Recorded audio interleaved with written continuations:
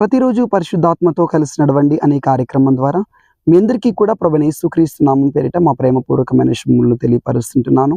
మీ సొంత కుటుంబీకులు, మీ రక్త సంబంధులు, మీ చుట్టూ ఉన్నటువంటి మనుషులు పలికినటువంటి దూషణ మాటల ద్వారా, గాయపరిచేటటువంటి మాటల ద్వారా మీ అంతరంగానికి గాయమై ఉన్నదా? ఎంతగా ఆ మాటలను మర్చిపోవాలని ప్రయత్నిస్తున్నా ఆ మాటలు మర్చిపోలేని స్థితిలో మీ అంతరంగానికైనటువంటి గాయము మానని గాయముగా మిగిలిపోయినదా?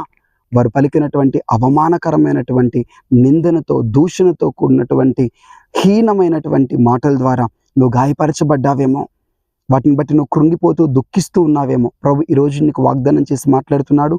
యెషయా గ్రంథము 30వ అధ్యాయము 26వ వచనం. యెహోవా తన జనుల గాయము కట్టి వారి దెబ్బను బాగు చేయను. ఆమేన్.